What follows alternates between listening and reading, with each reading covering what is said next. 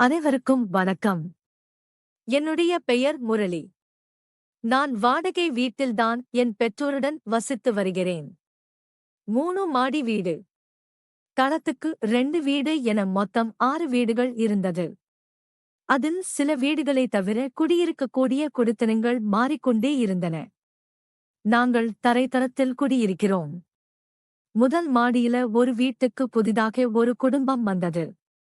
அந்த வீட்டிலிருந்து ஒருத்தர் வந்தார். கொஞ்சம் பால் காடு வாங்கி தர முடியுமான்னு கேட்டாரு. சரிங்கன்னு வாங்கிட்டு வந்து கொடுத்தேன். அம்மா கிட்ட கேட்டேன் யாரு கூடி இருக்காங்கன்னு. இப்ப வந்தார்ல அவரும் அவருடைய பொண்டாட்டியும் ஒரு சின்ன பையனும் இருக்கான்னு சொன்னாங்க.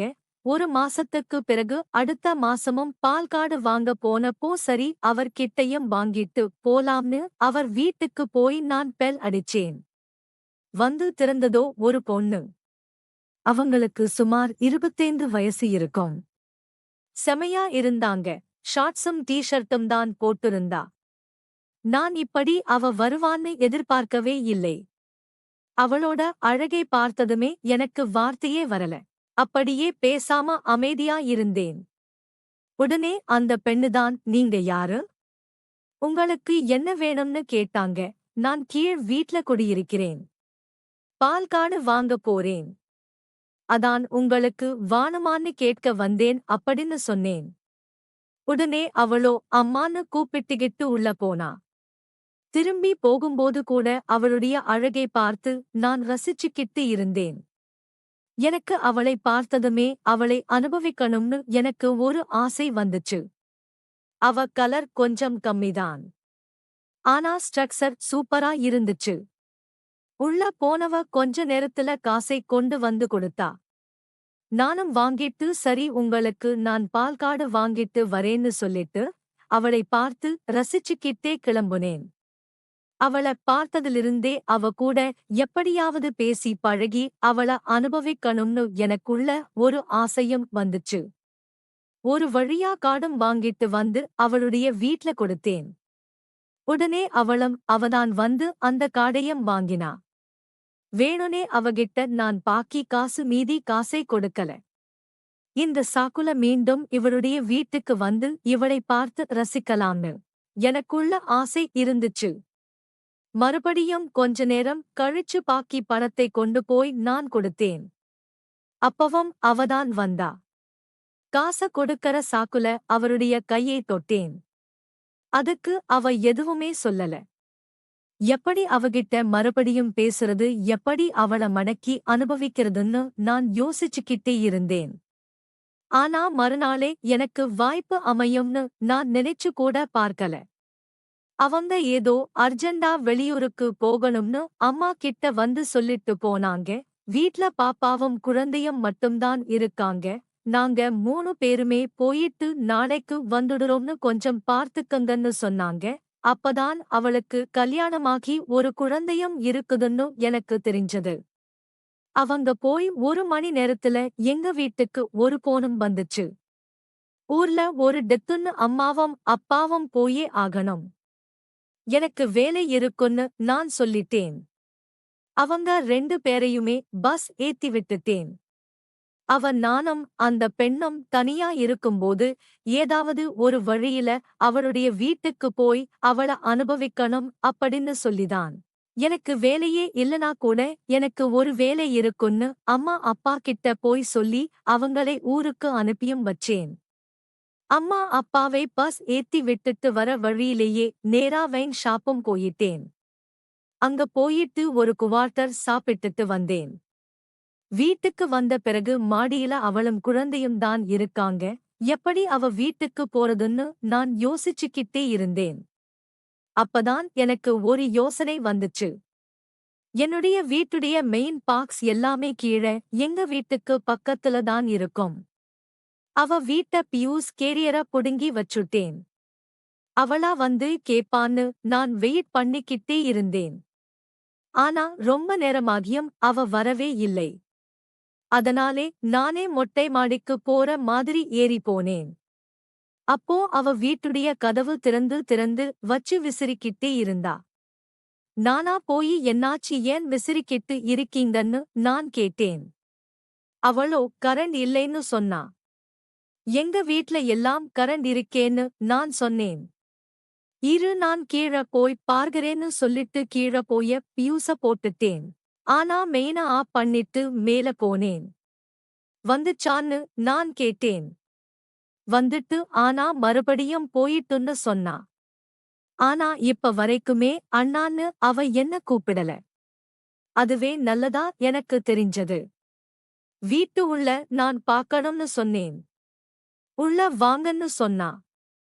உள்ள போயி ஹால்ல சும்மா செக் பண்ற மாதிரி நான் பண்ணேன். அப்புறமா ரூம் உள்ள போய செக் பண்ற மாதிரி நான் நினைச்சேன். அதுக்கப்புறமா கீழ போய மெயினே ஆன் பண்ணிட்டு மறுபடியும் மேல போனேன். இப்ப வந்துருச்சுன்னு சொன்னா. ரூம்ல தான் ஏதோ ப்ராப்ளம் போலன்னு நான் சொல்லி சமாளிச்சேன். அவளுடைய குழந்தைக்கு ஒரு 3 வயசு இருக்கும் போல. கரண்ட் வந்ததுமே தூக்கிட்டு போய் ரூம்ல பெட்ஷீட்டை விரிச்சு குழந்தையை படுக்க வச்சு ஃபேனை போட்டு விட்டா. குழந்தையை பெட்ல படுக்க வச்சிட்டு வெளிய வந்தா. அப்ப நான் குடிக்க கொஞ்சம் தண்ணி கொடுக்கும் கிடைக்குமான்னு கேட்டேன். இந்தா தாரேன் அப்படின்னு சொல்லிட்டு அவ தண்ணி எடுக்க கிச்சனுக்குள்ள திரும்பி போனா. நானும் இந்த வாய்ப்பை மிஸ் பண்ணக்கூடாது அப்படின்னு சொல்லிட்டு உடனடியாக பின்னாடி போயி அப்படியே பின்னாடியே இறுக்கமாக அவளை கட்டிப்பிடிச்சேன். என்ன பண்றீங்க விடுங்க நான் கத்திடுவேன்னு சொன்னா. நான் அதையெல்லாம் காதுலயே வாங்காம அவளை இறுக்கமாக கட்டிப்பிடிச்சு அவளுடைய கழுத்துல முத்தம் கொடுத்துக்கிட்டே இருந்தேன்.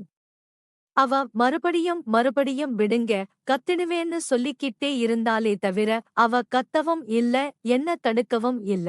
அவ டீ-ஷர்ட்டும் ஷார்ட்ஸும் தான் போட்டிருந்தா. அது எனக்கு ரொம்ப வசதியாவும் இருந்துச்சு. அதன் பிறகு சாலையில் சில விஷயங்கள நான் ஈடுபட்டேன். அதன் பிறகு அவளும் எனக்கு ஈடு கொடுக்க ஆரம்பிச்சட்டா.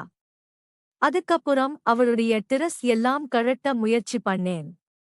அப்பளம் அவ யாராவது வந்துர போறாங்கன்னு சொன்னா. அதன் பிறகு அவளே போய் வீட்டு கதவை மூடிட்டு என்ன பெட்ரூமுக்குள்ள கூட்டிட்டு போனா. நேத்துதான் அவளை எப்படியாவது அனுபவிக்கணும்னு நினைச்சுக்கிட்டு இருந்தேன். ஆனா இன்னைக்கே அவளை அனுபவிக்கன்னு நான் கொஞ்சம் கூட எதிர்பார்க்கல. அதுவும் அவளும் அவளுடைய விருப்பத்தோட இவ்வளவு சீக்கிரமாவ அவ எனக்கு மடிவான்னு நான் கொஞ்சம் கூட எதிர்பார்க்கல. அதன் பிறகு என்னுடைய ஆசை எல்லாம் நான் தீர்த்துக்கிட்டேன். அவளும் எனக்கு எந்த அளவுக்கு கம்பெனி கொடுக்க முடியுமோ அந்த அளவுக்கு அவ கம்பெனியும் கொடுத்தா. அதன் பிறகு நான் என்னுடைய கைலியையும் டீ-ஷர்ட்டையும் மாட்டுனேன். என்னாச்சு அவ்வளோதானா உன் வீட்டுக்கு போறியான்னு கேட்டா. இல்ல எனக்கு பசிக்குது நான் போய் சாப்பாடு வாங்கிட்டு வரேன்னு சொன்னேன். என்ன சாப்பிட போறேன்னு என்கிட்ட கேட்டா. வீட்ல யாருமே இல்லை அதனால கடையில தான் சாப்பிடணும்னு சொன்னேன். எனக்கும் பசிக்குது பிரியாணி வாங்கிட்டு வரீங்களான்னு கேட்டா. நானும் சரி வாங்கிட்டு வரேன்னு சொன்னேன். 500 ரூபாய பணம் கொண்டு வந்து கொடுத்தா. நான் என்கிட்ட பணம் இருக்குன்னு நான் வாங்க அவகிட்ட இருந்து வாங்கல. நானே வாங்கிட்டு வரேன்னு சொன்னேன். இல்ல இதை புடிங்க பிரியாணி வாங்கிட்டு அப்படியே எனக்கு ஒரு சிக்கன் 65 வாங்கிட்டு வர முடியுமா? கூட கொஞ்சம் சரக்கும் வாங்கி தருவீங்களான்னு கேட்டா. அடி பாவி நீ குடிப்பியான்னு நான் ஆச்சரியமா கேட்டேன். ஆமா காலேஜ் படிக்கும்போது ஃப்ரெண்ட்ஸ் கூட சாப்பிடுவேன்னு சொன்னா. சரி எத்தனை பியர் வாங்கிட்டு வரணும்னு கேட்டேன். பியர்லாம் நான் சாப்பிட மாட்டேன். ஒன்லி ஹாட் தான் அப்படின்னு சொன்னா. எனக்கு ஆச்சரியமாக இருந்துச்சு. அவள நான் ஏற இறக்க பார்த்துட்டு ஆமா உன் பேர் என்னன்னு கேட்டேன். அட பாவி என் பேரு கூட தெரியாமதான் இவ்வளவு நேரம் என் கூட நீ ஜாலியா இருந்தியா அப்படின்னு சொல்லி சிரிச்சுக்கிட்டே அவ பேரு சசிகலான்னு சொன்னான்.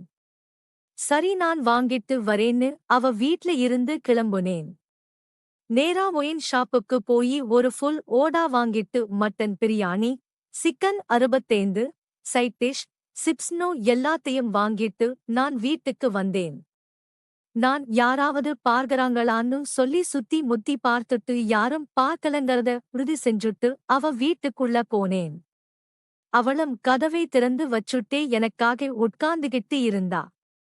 உள்ள போனதுமே கதவை சாத்தி தாப்பாலம் போட்டுட்டா. அதன் பிறகு நாங்க 2 பேருமே சாப்பிடுறது, சரக்கடிக்கிறது, அதுக்கப்புறம் பெட்ரூமுக்கு போறதுன்னு இதையே திருப்பி திருப்பி செஞ்சுக்கிட்டே இருந்தோம். இப்படியே பொழுதும் விடிஞ்சிருச்சு. அதன் பிறகு வீட்ல இருந்த குப்பைகள் எல்லாம் ஒரு கவல போட்டு சீக்கிரமா கொண்டு போய் குப்பை தொட்டியில போட்டுடு. வீட்ல எதுவுமே இருக்க கூடாது. யாராவது எங்க வீட்ல என்னுடைய அம்மா அப்பா வந்துட்டாங்கன்னா நான் மாட்டிப்பேன். அதனால நான் இத எல்லாத்தையும் சீக்கிரமா எடுத்துட்டு போன்னு சொல்லி எல்லாத்தையுமே வந்து குப்பை எல்லாத்தையும் ஒரு கவல போட்டு என்கிட்ட கொடுத்தா. நானும் சரி விடிஞ்சிருச்சுன்னுட்டு அவ வீட்டுல இருந்து எல்லா குப்பையும் எடுத்துட்டு போய் குப்பை தொட்டியில போட்டுட்டு நேரா என் வீட்டுக்கு போனேன்.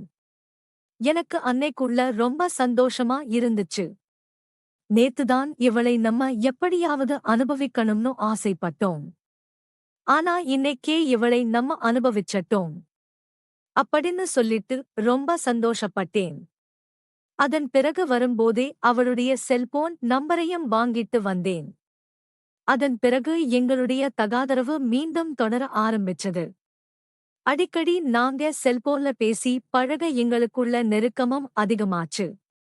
தினமும் நாங்க உல்லாசமாக இருக்கவும் விருப்பப்பட்டோம். அப்பதான் நாங்க ஒரு திட்டமிட்டோம். என்னுடைய வீட்டில இருக்கக்கூடிய என் அம்மா அப்பாவுக்கு தினமும் நான் சீக்கிரமாகவே சாப்பிட்டுட்டு சாப்பாட்டுல தூக்க மாத்திரையை கலந்து வச்சிருவேன்.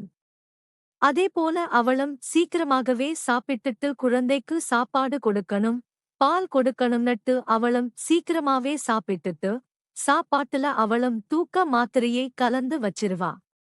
அதன் பிறகு சாப்பிடக்கூடிய என்னுடைய அம்மா அப்பாவும் சரி, அவங்களுடைய அப்பா அம்மாவும் சரி சீக்கிரமாவே சாப்பிட்டு தூக்க மாத்திரை சாப்பிட்டதால அவங்க சீக்கிரமாவே தூங்கிருவாங்க. அதன் பிறகு என்ன அவளுடைய வீட்டுக்கு அழைப்பாள். நான் அவளுடைய வீட்டுக்கு போய் அவளோட உல்லாசமாக இருப்பதையே வழக்கமாக வச்சுக்கிட்டேன். அவளுடைய வீட்டுல அவளுடைய அம்மா அப்பா ஹாலதான் படுத்திருப்பாங்க. அவ குழந்தையோட இருக்கறதால அவளுக்குன்னு தனியா ஒரு பெட்ரூமா கொடுத்திருந்தாங்க. அது எங்களுக்கு ரொம்ப வசதியாவும் இருந்துச்சு. அவருடைய அம்மா அப்பாவுக்கு அவ தூக்க மாத்திரை கலந்த பிறகு என்ன வீட்டுக்கு கூப்பிடுவா. நானும் வீட்டுக்குள்ள போய் அவளோட சந்தோஷமாக இருப்பேன். இப்படியே எங்களுடைய தகாதரவு தொடர்ந்துகிட்டே இருந்துச்சு. நாட்கள் செல்ல செல்ல நாங்க கணவன் மனைவி போல ரொம்ப நெருக்கமாக பழக ஆரம்பிச்சோம். அப்ப என்கிட்ட அவ ஆசைப்பட்டு எனக்கு நகை எல்லாம் வாங்கி தருவியா அப்படின்னு சொல்லி கேட்டா. நகைலாம் வாங்கி கொடுக்கிற அளவுக்கு நான் ஒன்னும் அந்த அளவுக்கு பெருசா சம்பாதிக்கல. என் வருமானமே கொஞ்சம்தான். அதனால சின்ன சின்ன பொருள் ஏதாவது கேளு, நான் வாங்கி தரேன் அப்படின்னு சொன்னேன். இல்ல, சின்ன சின்ன பொருள்லாம் என் அம்மா அப்பா கிட்டயே நான் வாங்கி கேட்டா தந்துருவாங்க. ஆனா அவங்க எங்களுடைய வசதிக்கு நகைதான் வாங்க முடியாது. என்னுடைய ஹஸ்பண்டும் அந்த அளவுக்கு பெருசா சம்பாதிக்கல. அதனால எனக்கு நகை போடணும்னு ரொம்ப ஆசை. அதனால நீ எப்படியாவது எனக்கு ஒரு நகை வாங்கித்தா அப்படின்னு சொல்லி கேட்டா. நானும் சரி முயற்சி பண்றேன் அப்படின்னு சொல்லிக்கிட்டு இருந்தேன். நாங்க இருக்கக்கூடிய வீட்டுல மொத்தம் 6 வீடுகள் குடியிருந்துச்சு. அதுல ஒரு வீட்ல ஒரு கண்ணு தெரியாத மாற்றுத் திறனாளி பெண்ணும் வந்து குடியிருந்தாங்க. அவங்களுடைய ஹஸ்பண்ட் வந்து ஒரு 3 வருஷத்துக்கு முன்னாடிதான் இறந்து போயிட்டாங்க. அவங்களுக்கு ஒரு 12ஆம் வகுப்பு படிக்கக்கூடிய ஒரு பொண்ணும் இருந்தா. அவங்க கண்ணு தெரியாததால அந்த குழந்தையை தினமும் அவங்க ரெடி பண்ணி ஸ்கூலுக்கு அனுப்புறது ரொம்ப கஷ்டம்ங்கறதால தன்னுடைய ஒரே மகளை அவருடைய எதிர்காலத்துக்காக நல்ல ஒரு ஸ்கூல்ல ஹாஸ்டல்ல தங்கி படிக்க வச்சிட்டாங்க. அந்த வீட்ல இப்போ அவங்க மட்டுமே தனியாக வாழ்ந்துட்டு வராங்க. அவங்களுடைய ஹஸ்பண்ட் வந்து அரசு இசை கல்லூரியில வேலை பார்த்ததால அவர் இறந்த பிறகு அவங்களுக்கு பென்ஷன் பணமும் வந்துச்சு. அவங்களும் கவர்மெண்ட் உத்தியோகத்தில் இருந்ததால கொஞ்சம் வசதி வாய்ப்போடதான் இருந்தாங்க. அவங்கிட்ட அவங்க எப்போதுமே கழுத்து கழுத்து காதுன்னு நகை, அவங்க உடம்பு எக்கச்சக்கமான நகைகளும் போட்டுட்டு இருப்பாங்க. இருந்தாலும் அவங்களுக்கு கண்ணு தெரியாது. அவங்குடைய ஹஸ்பண்டும் ஒரு மாற்றுத் திறனாளிதான். அவங்க 2 பேருமே மாற்றுத் திறனாளி என்பதால அவங்களுக்கு அக்கம் பக்கத்தில் உள்ளவங்க எல்லாருமே வந்து உதவி செஞ்சுகிட்டே இருந்தோம். அவங்களுக்கு தேவையான பொருட்கள் எல்லாம் இந்த குடியிருப்புல இருக்கக்கூடிய யாராவது ஒருத்தர்தான் கடைக்கு போகும்போது வாங்கிட்டு வந்து கொடுப்போம். அவங்களும் எல்லாருடனும் நல்ல அன்பாக பேசக்கூடியவங்கதான். எல்லாரோடையும் அவங்க நல்லா பழகுவாங்க. தினமும் அவங்க எல்லாரோடையும் பேசி பழகிட்டு வீட்டுக்கு தூங்க போறதையே வழக்கமாக வச்சிருந்ததாங்க. அவங்களும் கண்ணு தெரியாத கணவனை இழந்த ஒரு பெண் என்பதால நிறைய பேர் அவங்களுக்கு பண உதவியும் செஞ்சிருக்காங்க. இப்படிப்பட்ட இந்த சூழலில்தான் என்கிட்ட இவ நகை வேணும்னு கேட்டா. இந்த நகையை நாம ஏன் அந்த பார்வை தெரியாத பெண்ணுடைய வீட்டில இருந்து திருடக்கூடாது அப்படின்னு சொல்லி எனக்கு யோசிச்சேன். அவ என்னுடைய காதலியுடைய ஆசையை என்னால நிறைவேற்ற முடியும் அப்படின்னு சொல்லி நான் ஒரு திட்டமிட்டேன். இது குறித்து என்னுடைய காதலி கிட்டையும் நான் சொன்னேன். உனக்கு நகைதான வேணும். அந்த பார்வை இல்லாத ஒரு பெண்ணுடைய பெண்ணுகிட்ட எக்கச்சக்கமான நகை இருக்கு. அதனால அவளுடைய வீட்டுக்கு போயி நான் நகையை எல்லாம் கொள்ளை அடிச்சிட்டு வரேன். அந்த பெண்ணுக்கு கண்ணு தெரியாது என்பதால நான் தான் கொள்ளை அடிச்சேங்கிறத அந்த பெண்ணால கண்டுபிடிக்க முடியாது அப்படின்னு சொல்லி நான் ஒரு திட்டம் சொன்னேன். சசிகலாவுக்கு ரொம்ப சந்தோஷம். ஆமா, நீ சொல்றது கரெக்ட் தான். எனக்கும் நகை தேவைப்படுது. நான் என்ன செய்யணும்னு சொல்லு, உனக்கு நான் ஹெல்ப் பண்றேன்னு சொன்னான். அப்பதான் நான் சொன்னேன், சசிகலா எப்பவுமே அந்த பெண் வந்து எல்லாரோடையும் நல்ல சந்தோஷமா பேசி பழகுவா. நைட்ட எல்லார்கிட்டயும் பேசிட்டு தான் வீட்டுக்கு போவா. அதே மாதிரி நீ வந்து இன்னைக்கு அவகிட்ட ரொம்ப நேரமா பேசி கொடுத்துட்டே இரு. நான் நைசா என்னுடைய வீட்டுல நான் சினிமாவுக்கு போறேன் அப்படின்னு சொல்லிட்டு நான் வெளிய வந்து அந்த பெண்ணுடைய வீட்டுக்குள்ள போய் நான் ஒழிஞ்சிக்கிறேன். அதன் பிறகு நைட்டு உன்னுடைய அம்மா அப்பாக்கு நீ தூக்க மாத்திரையை கொடுத்துட்டு நீயும் அந்த வீட்டுக்கு வா, நான் உனக்கு கதவை திறந்து விடுறேன். நானும் நீயும் சேர்ந்து அந்த பெண் அணிந்திருக்கக்கூடிய நகைகளையும் அந்த பெண்ணுடைய வீட்டில பீரோல இருக்கக்கூடிய நகைகளையும் பணத்தையும் நாம கொள்ளை அடிச்சிடலாம். அதன் பிறகு இந்த நகையை எல்லாம் வித்துட்டு வேறு ஒரு நகையை வாங்கிக்கலாம். நாமதான் கொள்ளை அடிச்சோங்கிறது அந்த பெண்ணால கண்டுபிடிக்கவே முடியாது அப்படின்னு நான் ஒரு திட்டத்தை சொன்னேன். அவளும் இது சூப்பரா இருக்கு அப்படின்னு சொல்லிட்டு சரி, நான் இன்னைக்கு நைட்டு அந்த பெண்ணோட பேச்சு கொடுக்கறேன். நீயும் உன் வீட்ல சினிமாக்கு போறேன்னு சொல்லிட்டு நைசா வந்து அந்த பெண்ணுடைய வீட்டுக்குள்ள ஒழிஞ்சுக்கோன்னு சொன்னா. எங்களுடைய பிளான் படி நான் என்னுடைய வீட்டுல சொல்லிட்டு அவளுடைய வீட்டுல போய் ஒழிஞ்சுக்கிட்டேன். அதேபோல ஷகீலாவும் அந்த பெண்ணுகிட்ட பேச்சு கொடுத்துட்டு அவளுடைய வீட்டுக்கு போயிட்டா. அதன் பிறகு எதுவுமே தெரியாத அந்த மாற்றுத்திறனாளி பெண் தன்னுடைய வீட்டுக்குள்ள வந்து தாப்பால போட்டுட்டு அவ பெட்ல போய் படுத்து தூங்க ஆரம்பிச்சட்டா. நானும் சரி, இன்னும் கொஞ்ச நேரம் ஆகட்டும், நல்லா தூங்கட்டும், எல்லாரும் தூங்கட்டும் அப்படின்னு சொல்லி வெயிட் பண்ணேன். இரவு ஒரு 12 மணிக்கு மேல நான் சசிகலாவுக்கு போன் பண்ணேன். அந்த பெண் நல்லா தூங்கிட்டா, சீக்கிரமா வீட்டுக்கு வா, நாம வேலையை நம்ம ஸ்டார்ட் பண்ணலாம் அப்படின்னு சொன்னேன். அவளும் சரின்னு சொல்லிட்டு நைசா அந்த மாற்றுதலையோடைய பெண்ணுடைய வீட்டுக்கு சசிகலாவும் வந்தா. அதன் பிறகு நானும் அவளும் சேர்ந்து பீரோவை தொறந்து பீரோட நகைய பணத்தை எல்லாம் எடுத்துக்கிட்டு இருந்தோம். இந்த சத்தத்தை கேட்டு திடீர்னு அந்த மாற்றுத்திறனாளி பெண் வந்து எந்திரிச்சிட்டாங்க. யார் அது? என் வீட்ல யாரு இருக்கீங்க? என்ன பண்றீங்க? என் வீட்ல நீங்க என்ன பண்றீங்க அப்படின்னு சொல்லி கத்த ஆரம்பிச்சா.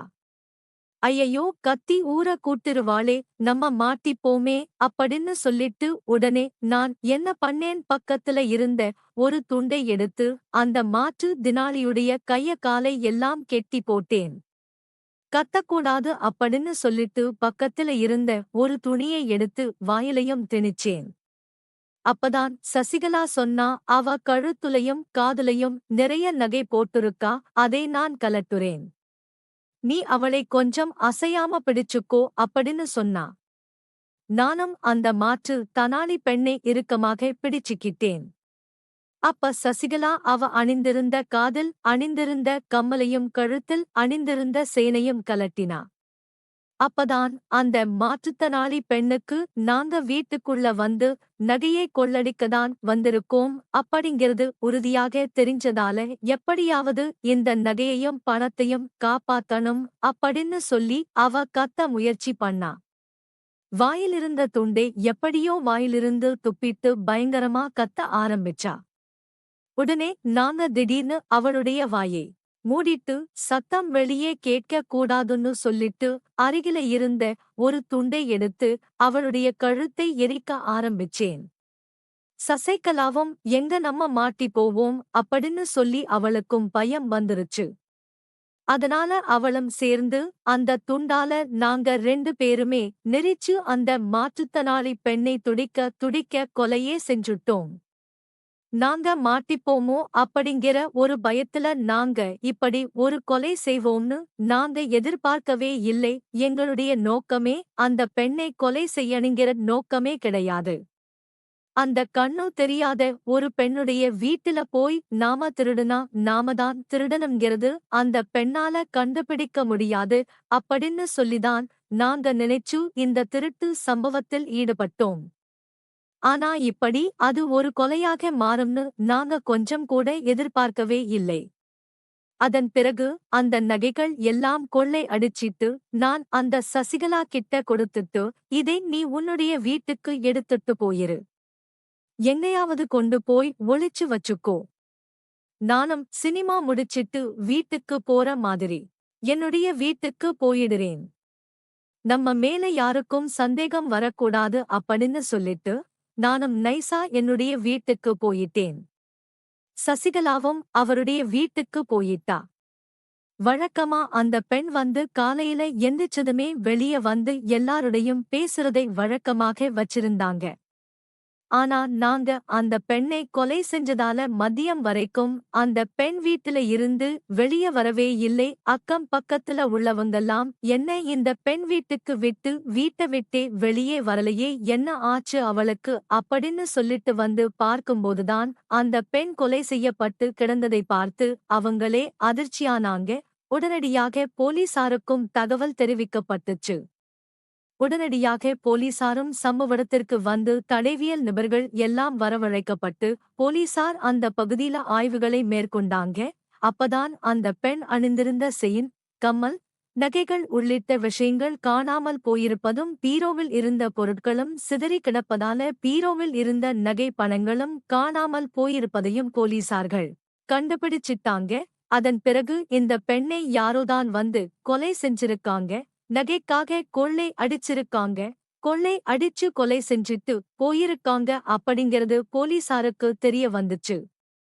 அதன் பிறகு கொலை வழக்கு பதிவு செய்த போலீசார் தங்களுடைய விசாரணையை தீவிரப்படுத்துனாங்க. அதனால எங்க வீட்டுக்கு பக்கத்துல கொஞ்சம் தள்ளி இருக்கக்கூடிய சிசிடிவி காட்சிகள் எல்லாம் கைப்பற்றி இரவு நேரத்துல யாரு வந்துட்டு போயிருக்காங்க அப்படிங்கிற விஷயத்தை எல்லாத்தையுமே போலீசார் வந்து ஆய்வு செஞ்சாங்க. அப்பதான் நான் என் அம்மா அப்பா கிட்ட போய் சொல்லி இருந்தேன். நான் நேத்து படத்துக்கு போன விஷயத்தை யாருக்கிட்டையும் சொல்லாதீங்க. போலீஸ் கேட்டாலும் கூட இல்ல வீட்லதான் எல்லாருமே இருந்தன்னு சொல்லுங்க. நீங்க படத்துக்கு போனேன்னு சொன்னீங்கன்னா போலீசாருக்கு எம்மை இதுதான் சந்தேகம் வரும்.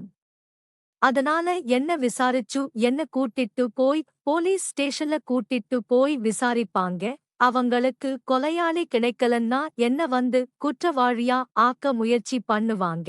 அதனால இது நமக்கு தேவையில்லாத வேலை. அதனால நான் படத்துக்குல்லாம் போனேன்னு போலீசார் கேட்டா சொல்லாதீங்க. நான் வீட்லதான் இருந்தேன்னு சொல்லுங்கன்னு என் அம்மா அப்பா கிட்ட சொல்லி இருந்தேன். அவங்களும் பயந்து போய் ஆமா ஆமா நீ சொல்ற மாதிரிதான் போலீஸ் செய்ய வாய்ப்பு இருக்கு. நான் நீ சினிமாக்கு போனதெல்லாம் சொல்ல மாட்டோம். நீ வீட்லதான் இருந்தேன்னு நாங்க சொல்லிக்கிறோம் அப்படின்னு சொல்லிட்டு இவனுடைய அம்மா அப்பாவும் சரின்னு சொல்லிட்டாங்க. அதன் பிறகு போலீசார் வந்து எங்க எல்லாரு கிட்டயும் விசாரிச்சாங்க. நாங்க எல்லாருமே வந்து தூங்கிட்டோம் எங்களுக்கு யாரும் தெரியல. எந்தவிதமான சத்தமும் கேட்கல அப்படின்னு சொல்லிட்டு குடியிருப்புல இருந்து எல்லாருமே அதையே சொன்னாங்க. மத்தாவரைக்கு போலீசார் வந்து சிசிடிவி காட்சிகள் எல்லாம் கைப்பற்றி ஆய்வு செய்யும்போது சம்பவம் நடந்த இரவு ஆள் நடமாட்டமே இல்லை, அதனால யாருமே வரலையே அப்படின்னு சொல்லி போலீசார் உறுதிப்படுத்துனாங்க. அப்ப இந்த குடியிருப்புல இருக்கக்கூடிய யாரோதான் இந்த பெண்ணை வந்து கொலை செஞ்சாங்க அப்படிங்கிறது போலீசாருக்கு சந்தேகத்தை ஏற்படுத்துச்சு. இதன் அடுத்தபடியான நடவடிக்கையாக போலீசார் இந்த குடியிருப்பில் இருந்த மீதி இருக்கக்கூடிய 5 குடும்பத்தில் இருக்க எல்லாருடைய செல்போன் நம்பரையும் கைப்பற்றி போலீசார் தங்களுடைய தீவிரமான விசாரணையில இறங்குனாங்க. நைட் நேரம் யாருடைய செல்போன் ஆக்டிவா இருந்திருக்கு, யாருடைய செல்போன்ல இருந்து போன் போயிருக்கு அப்படின்னு போலீசார் தங்களுடைய அடுத்த கட்ட விசாரணையை ஆரம்பிச்சாங்க. அப்பதான் அந்த போன் கால் விஷயம் போலீசார் ஆய்வு செய்யும் போதுதான் போலீசாருக்கு என் மீதும் சசிகலா மீதும் சந்தேகம் ஏற்பட்டுச்சு. நைட்டு 12 மணிக்கு மேல நான் வந்து சசிகலாவுக்கு போன் பண்ணி அந்த மாற்றுதலையோடைய பெண்ணுடைய வீட்டுக்கு வான்னு சொல்லி அழைச்சிருந்தேன். அதை வந்து போலீசார் கண்டுபிடிச்சிட்டாங்க. உடனே போலீசார் என்னையும் சசிகலாவையும் காவல் நிலையத்துக்கு அழைத்து சென்றாங்க. எங்க 2 பேரையுமே காவல் நிலையத்துக்கு அழைக்கும் போதுதான் எதுக்கு இவங்க 2 பேரையும் போலீசார் அழைக்கிறாங்க அப்படின்னு சொல்லி என்னுடைய குடும்பத்தாரும் சசிகலாவுடைய குடும்பத்தாரும் அதிர்ச்சியானாங்க. காவல் நிலையம் மலை வைத்து எங்ககிட்ட கிடுக்கப்படி விசாரணை மேற்கொண்டாங்க. நீங்க 2 பேரும் நைட் எதுக்காக பேசுனீங்க, என்ன பேசுனீங்க, 12 மணிக்கு உங்கள என்ன பேச்சு வண்டி கிடக்கு அப்படின்னு சொல்லிட்டு விசாரிக்கும் போதுதான் சசிகலாக்கு ஏற்கனவே திருமணமாகி குழந்தை இருக்க விஷயம் தெரிஞ்சு அப்ப இவங்க 2 பேருக்குள்ள என்ன உறவு, இவங்க 2 பேருக்கும் தகாத உறவு இருக்குதா அப்படின்னு சொல்லி போலீசார் அடுத்த கட்ட விசாரணையை தீவிரப்படுத்துனாங்க. நீங்க 2 பேரும் என்ன பேசுனீங்கன்னு சொல்லி போலீசா இங்க 2 பேரும் செல்போன் நம்பரையும் கைப்பற்றிவாட் உள்ளிட்ட உரையாடுகளை எல்லாம் செய்யும் போதுதான் நானும் சசிகலாவும் அதிகடி போனில பேசிய விஷயமும் வாட்பல வந்து பேசின விஷயமும் எங்களுக்குள்ள திருமணத்தை மீறிய உறவு இருக்குங்கிற விஷயத்தையும் போலீசார் கண்டுபிடிச்சிட்டாங்க. அது பிறகு போலீசார் தங்களுடைய பாணில விசாரணை மேற்கொள்ள சசிகலா பயந்து போய் அனைத்து உண்மைகளையும் ஒத்துக்கிட்டா. எனக்கும் முரளிக்கும் தகாதர்வு ஏற்பட்டுச்சு. நாங்க 2 பேரும் அடுதினமும் தனிமையில உல்லாசமாக இருந்துட்டு வந்தோம். எனக்கு நகையினால் ரொம்ப பிடிக்கும். நாங்க வசதி இல்லாத குடும்பம் என்பதால எங்க பெற்றோர்கள் எனக்கு நகையை வாங்கி போடல. ஆனா அந்த பெண் கணவனை இழந்தும் கூட நிறைய நகை போட்டுக்கிட்டு இருந்தா. அதனால அந்த நகை மீது எனக்கு ஆசை வந்துச்சு. அதுக்கு முரளிதான் திட்டமுகத்தை கொடுத்தாரு. சம்பவத்தன்று அந்த பெண்ணுடைய வீட்டுக்கு போய் நாங்க கொள்ளை அடிக்கதான் போனோம். ஏன்னா அந்த பெண்ணுக்கு கண்ணு தெரியாததால நாங்க மாட்ட மாட்டோம்னு நினைச்சோம். ஆனா அந்த பெண் கத்தி கூச்சல்ட்டதால நாங்க மாட்டி போனும் பயந்துதான் அந்த பெண்ணை நாங்க கொலை செஞ்சுட்டோம். நாங்க கொலை செய்யணும்னு நோக்குல நாங்க போகல. இப்படி எங்களை அறியாம நாங்க இப்படி ஒரு தவறு பண்ணிட்டோம் அப்படின்னு சொல்லி சசிகலா போலீசார் கிட்ட கதறி அழுதாங்க. அதன் பிறகு போலீசார் அவங்க சசிகலா அளித்த வாக்குமூலத்தின் அடிப்படையில எங்க 2 பேர் மீதையும் கொலை வழக்கு பதிவு செய்து அதிரடியாக கைது செஞ்சாங்க. நாங்க 2 பேரும் தான் அந்த பெண்ணை கொலை செஞ்சோம் அப்படிங்கிற விஷயத்தை அறிந்த எங்க இரு வீட்டு பெற்றோர்களும் அந்த வீட்டில் குடியிருந்த மற்றவர்களும் அதிர்ச்சியானாங்க. எங்க 2 பேருக்குள்ள இப்படி ஒரு தவறான உறவு இருந்திருக்க விஷயமே களுக்கு அப்பதான் தெரிஞ்சிருக்கு. இதை கேட்ட எங்க பகுதியை சேர்ந்த அனைத்து மக்களுமே பெரும் அதிர்ச்சியில மூழ்கி போனாங்க.